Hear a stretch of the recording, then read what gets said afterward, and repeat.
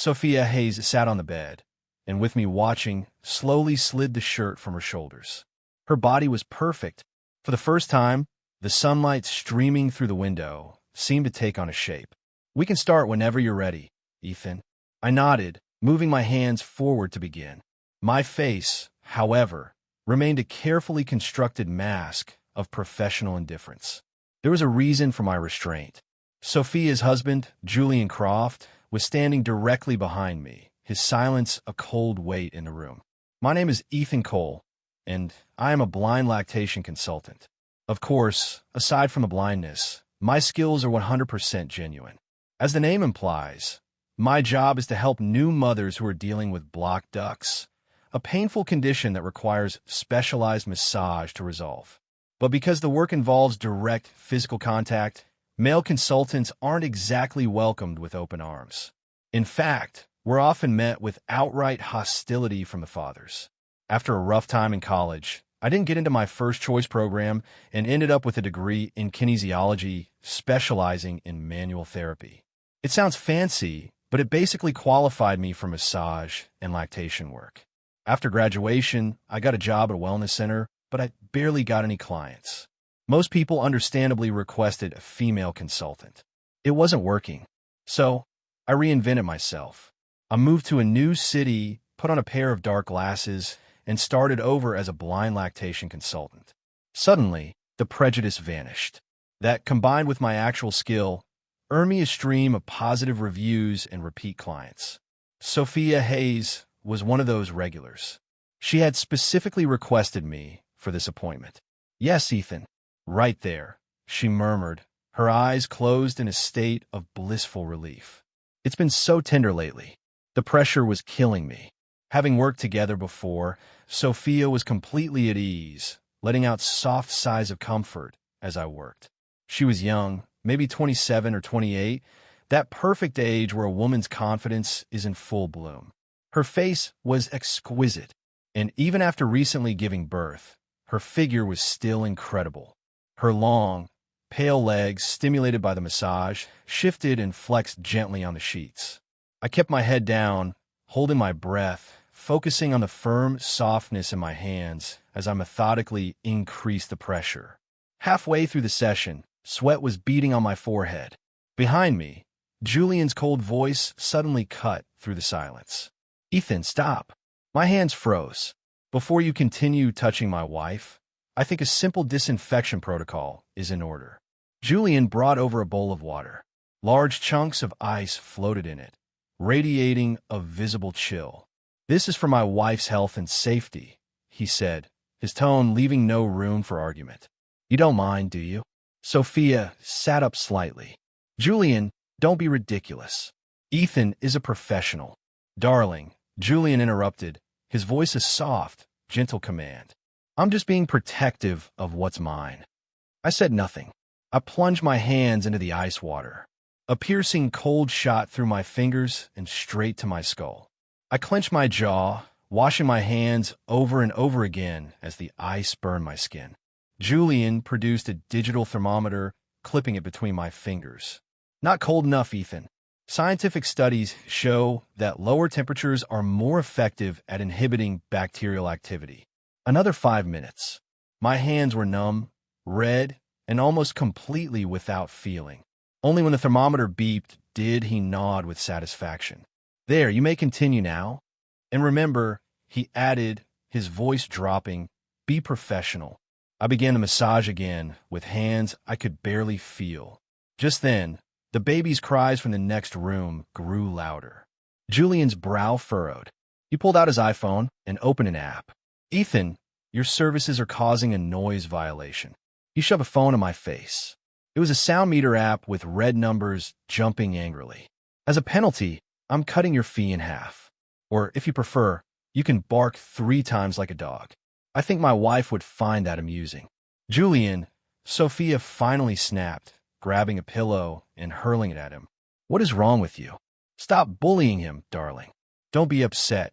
Julian dodged the pillow with practiced ease, that infuriating civilized smile still on his face. "See, I'm negotiating with him. The choice is his." I squeezed my numb hands into fists, then forced them to relax. "Mr. Croft," I said, my voice flat. "I'll take the first option." The massage finally ended.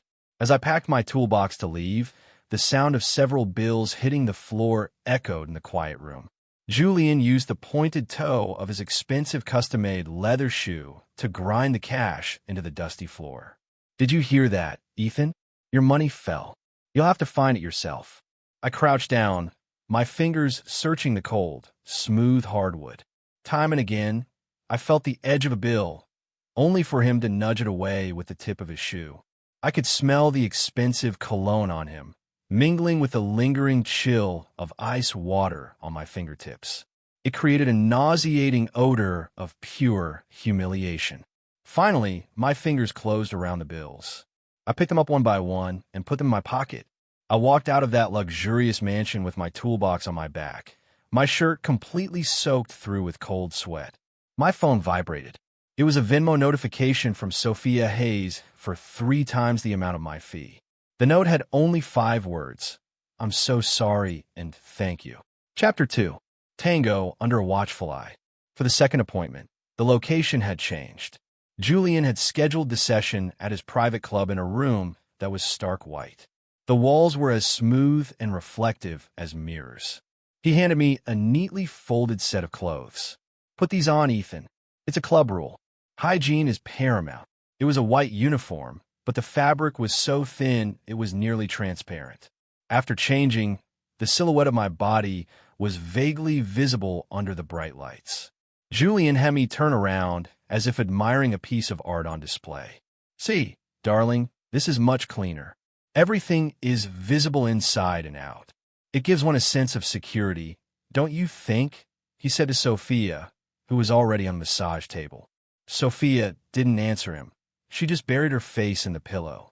Before I began, Julian brought in an open, cheap-looking takeout container and placed it on the small table next to me. A rancid, oily smell immediately filled my nostrils. I could hear something moving inside it. "Smell that, Ethan. My wife has a sensitive stomach these days. She can't be around greasy food. I trust you didn't eat anything unclean before coming here." I maintained my blind composure, my face a blank slate. "Yes, Mr. Croft. I smell it. A sour, rancid odor of cheap grease and heated plastic.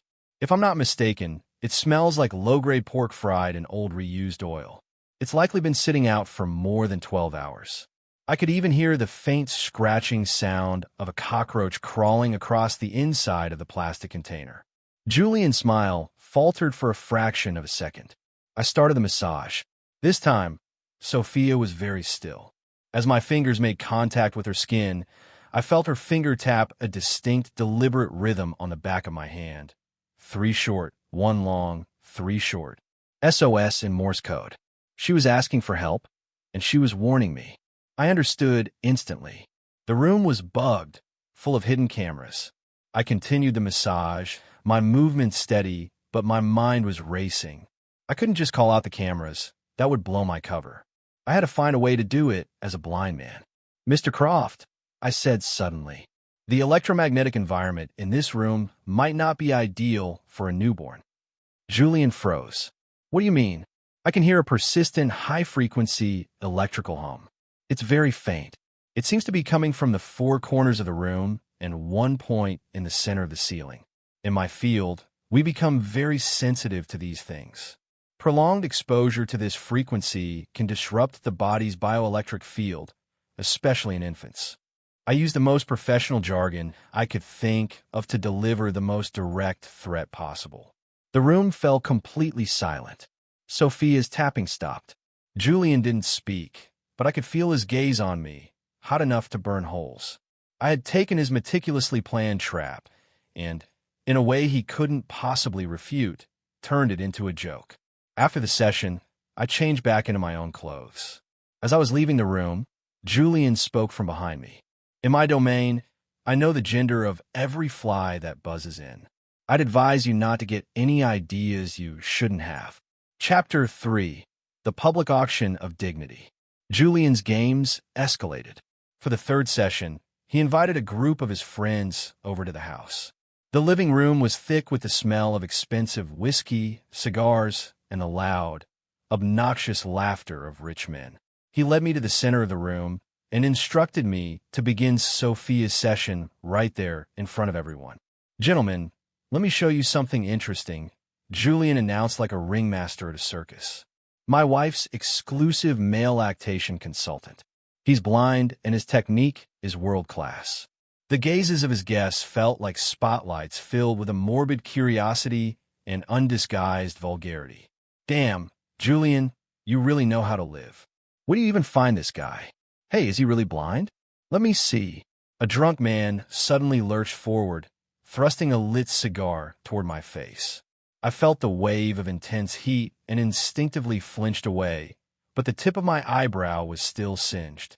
The smell of burnt hair filled the air. "Haha, Rick, you lose." Julian clapped his hands in delight. "He can't see the light, but he can feel the heat. You owe him a drink. Here, have this one on me." As an apology to Ethan, he handed a glass of whiskey to the man. His gesture was a mockery of an apology. My humiliation had become their party game. Sophia's body was trembling slightly under my hands. She was wearing a modest tracksuit, yet she might as well have been stripped naked and put on display. Julian picked up a slice of cantaloupe and offered it to Sophia's lips. She refused to open her mouth. Unfazed, Julian turned and offered the fruit to me. "You worked hard, Ethan. Have a piece of fruit." I couldn't refuse. The moment I opened my mouth to accept it, Julian turned to his friends and said, "You see, my wife has such a kind heart, but in our house, we typically only hand-feed the pets." The room erupted in a chorus of derisive laughter. The remark was a poison dart, hitting both Sophia and me at the same time. I could feel the air leave her lungs. My dignity was being auctioned off to the highest bidder, trampled for sport. My tolerance had reached its breaking point. I stopped what I was doing and turned my head in the direction of the man who had burned me. "Rick Davidson." "Mr. Davidson," I said. My voice was quiet, but it sliced through the noise, silencing the room.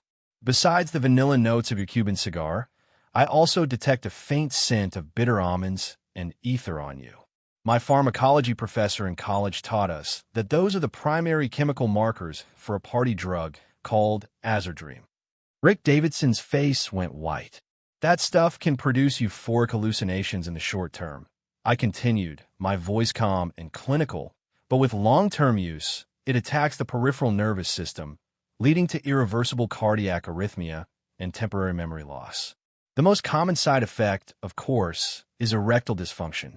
Mr. Davidson, have you been feeling unable to perform lately?" The silence in the room was absolute. I could hear Davidson's heavy breathing and the sharp clink of a glass dropping to the floor.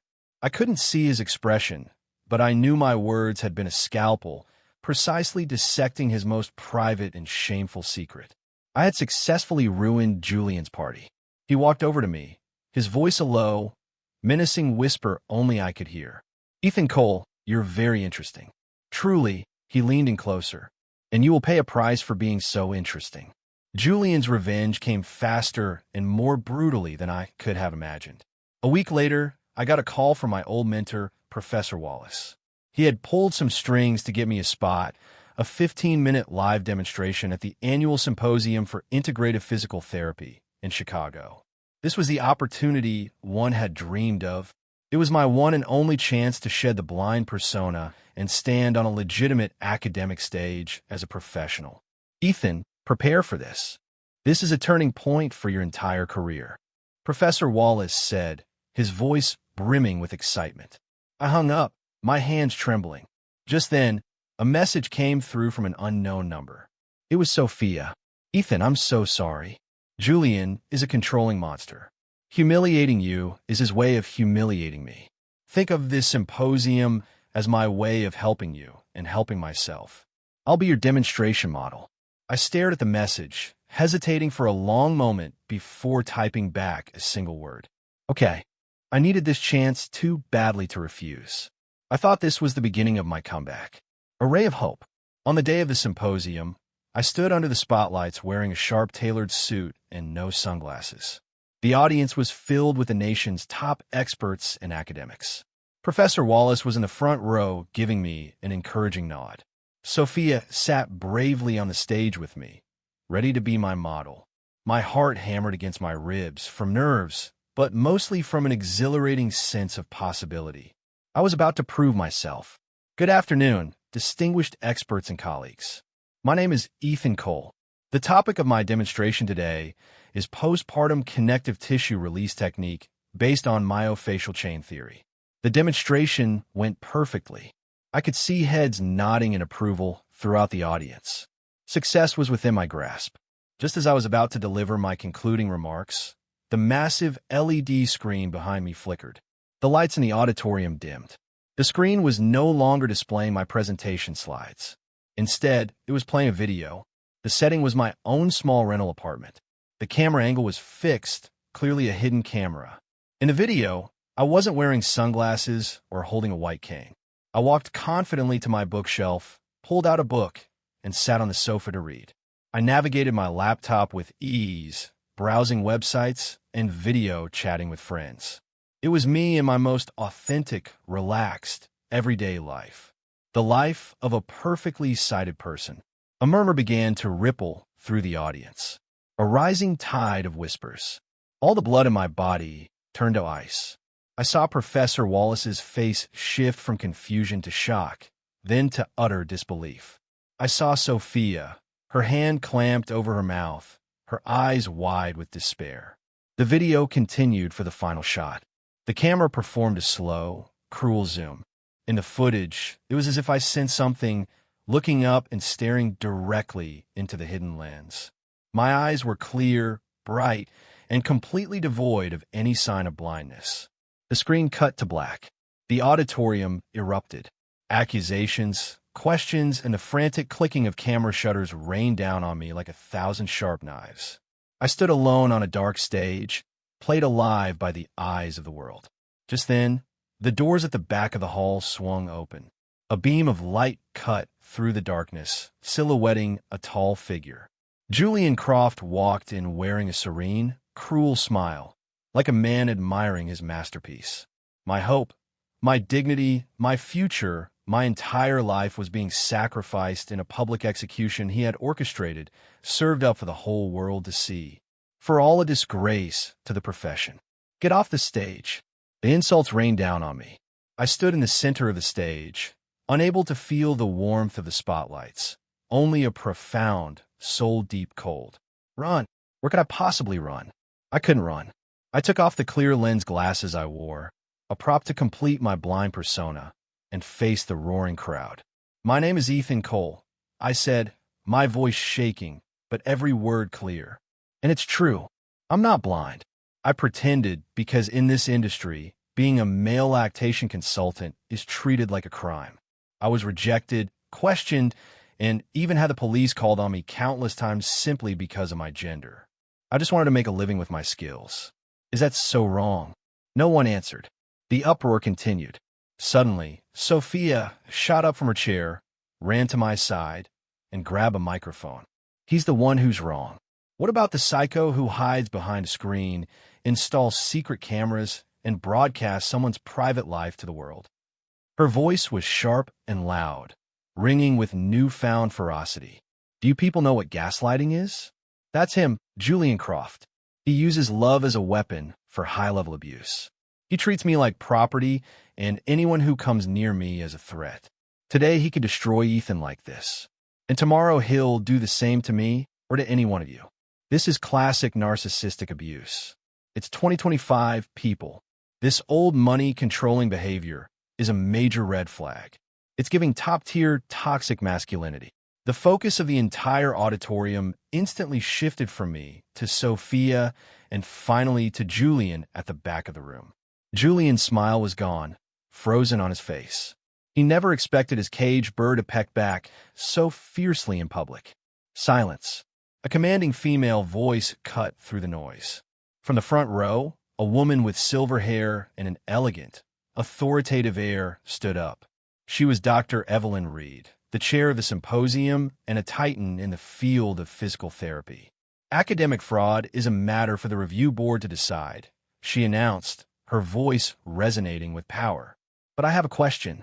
Who gave this man, Mr. Croft, the authority to invade someone's privacy and carry out a public lynching at a professional academic symposium?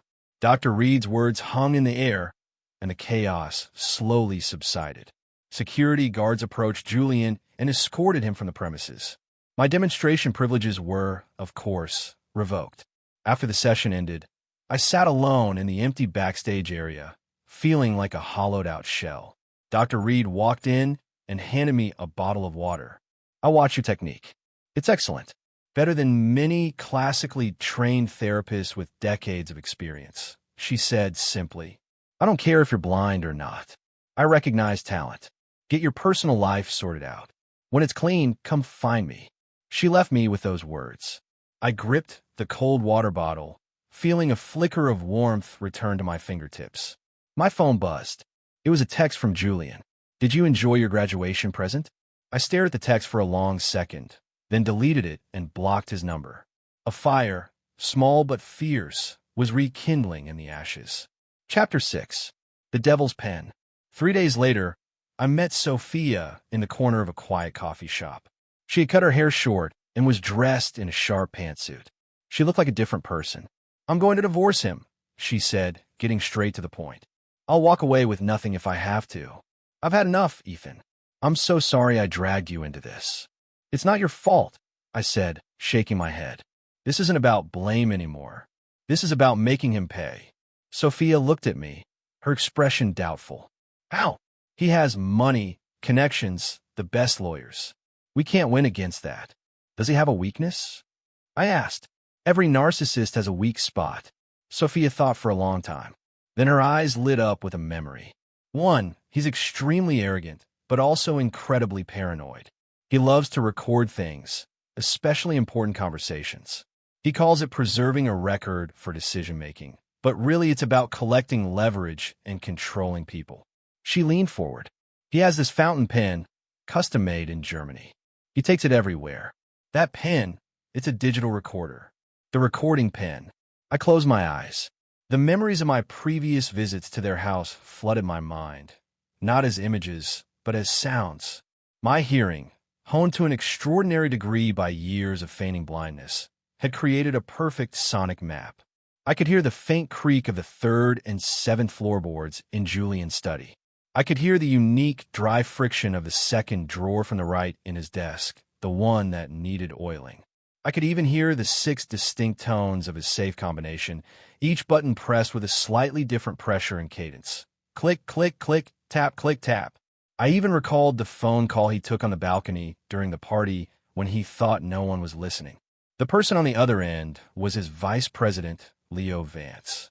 Julian's tone wasn't one of a boss giving orders, but of a conspirator simultaneously placating and threatening. "Leo, the number's on the books. Just do it my way. We've been friends for decades. I'll take care of you, but you need to remember we're in the same boat now." The sound map in my head was complete. I opened my eyes. "The pen," I said to Sophia, "and the secrets to his company are in his office safe. I'm going to get them." Chapter 7. A Tooth in the Tiger's Mouth. The plan was set for Friday night. Sophia played her part to perfection. "Julian, I want a divorce." I listened through the tiny microphone I had given her, hearing her voice roar from the downstairs living room. "You're a controlling monster. You destroyed my friend just to get at me. I'm leaving you, and I'm taking half of everything. Half the company's stock is marital property, and I want it." The sound of shattering plates followed, then a woman's desperate sobs and a man's furious bellows. It was a flawless, terrifyingly realistic performance. Julian was completely enraged, his entire focus drawn to the drama unfolding downstairs. It was time. Like a ghost, I slipped into the 2nd floor study. Everything was exactly as my sound map had depicted it. I avoided the 2 creaking floorboards, opened the sticking drawer, and retrieved the safe key from its hidden compartment. Then I moved to the wall behind a large oil painting and faced the cold steel safe. Holding my breath, my fingers flew across the keypad. Click, click, click, tap, click, tap. The memory of the sounds and the reality of the touch aligned perfectly. With a soft thud, the safe door swung open. There wasn't much inside. a few stacks of documents, some expensive watches, and there, resting on a bed of black velvet, was a silver fountain pen. That was it. I grabbed the pen, but as I was about to leave, a sticky note in the corner of the safe caught my eye. On it was a string of characters that looked like a server address and a single handwritten word: Prometheus. The fire brought down by a man who defied the gods. This was Leo Vance's secret rebellion.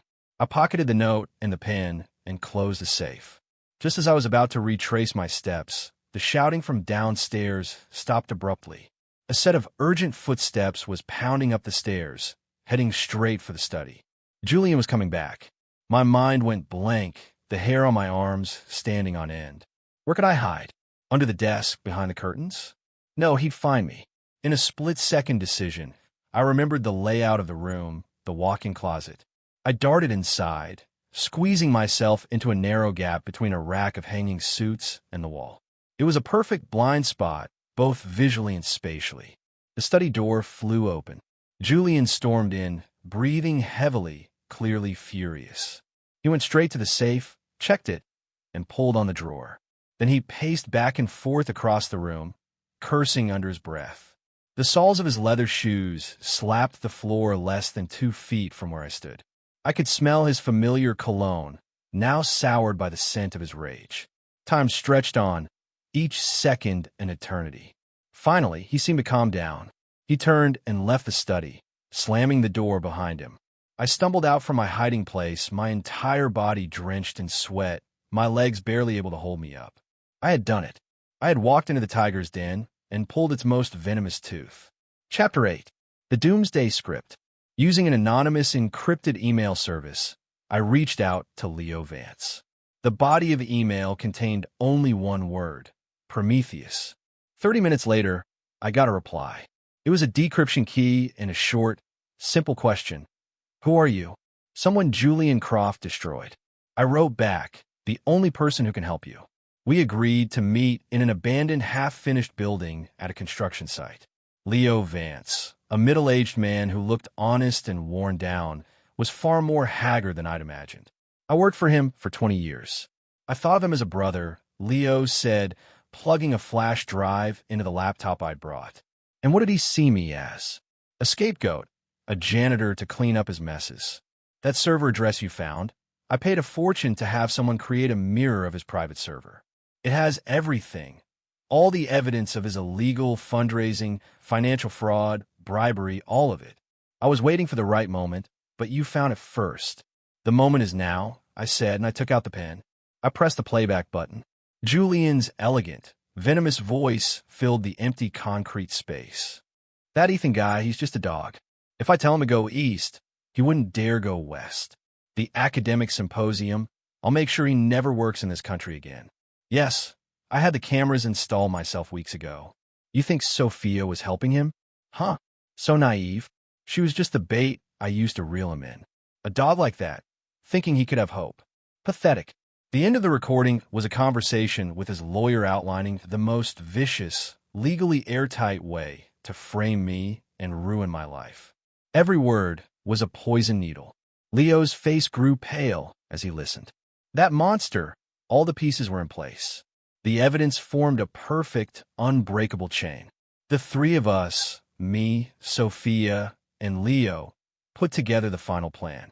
The annual shareholder meeting for his company is next Friday. Leo said it's his biggest day of the year. All the investors, executives, and media will be there. He loves the spotlight, Sophia said, her voice ice cold. He loves a public execution. So, let's give him a stage he'll never forget. The same way he pushed me into hell, I said, watching the sun set outside the unfinished window, is how he's going to fall from his heaven. As the final battle approached, my heart was, for the first time in a long time, completely calm. Chapter 9. Poetic Justice. The Croft Holdings annual shareholder meeting was a lavish affair, a gathering of the city's elite.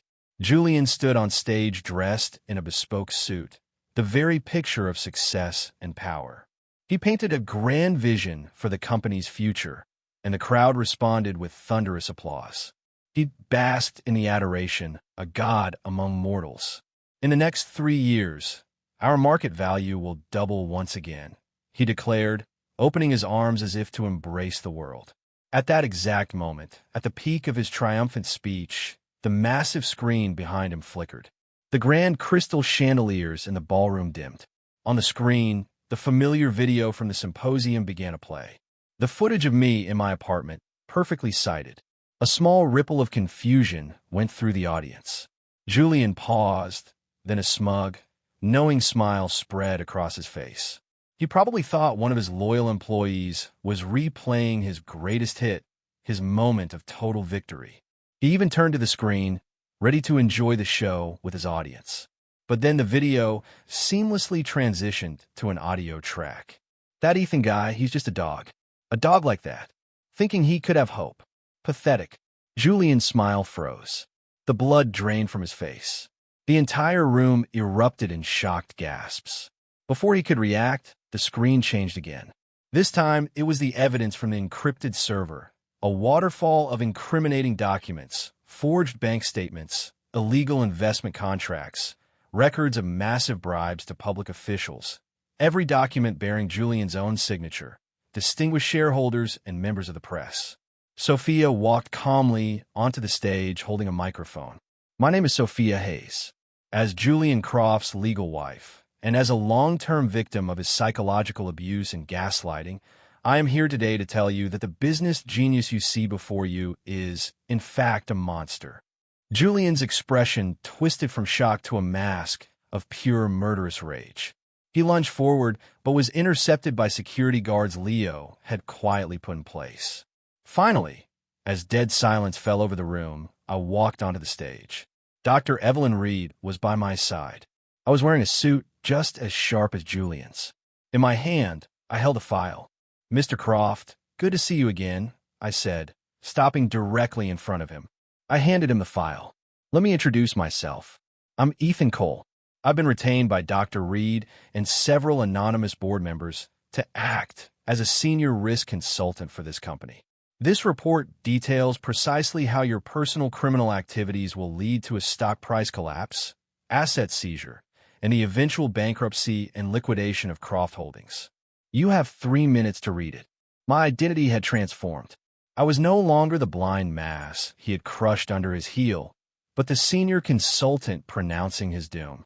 I had used his favorite weapon, public humiliation, on his most glorious stage, and I had delivered the final blow as the very person he despised the most. He stared at me, his lips trembling, unable to form a single word. He had lost utterly and completely. Chapter 10. A New Day in the Sun. The chaos of a shareholder meeting reached its crescendo with the wail of approaching sirens. The financial crimes detectives, alerted by Leo and Sophia, strode into the ballroom, their arrival illuminated by a sea of flashing cameras. They presented an arrest warrant and, in front of the entire world, snapped a pair of cold steel handcuffs on Julian's wrists.